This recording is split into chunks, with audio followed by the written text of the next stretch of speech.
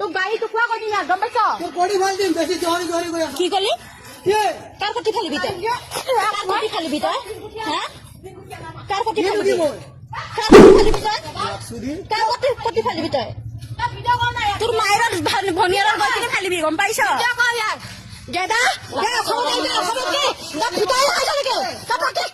উৰাই দিব গম পাইছ কুকুৰা পালি আমি গৈ আছো জোকাবলৈ আহিছ ছোৱালী মানুহ আমি তোক জোকাইছে আছো গম পাইছ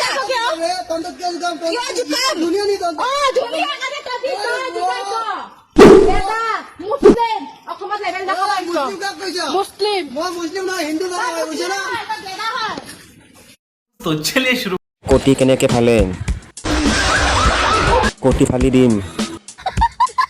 দুটাক এৰেষ্ট কৰক দুটাক কটি ফালক अबे साले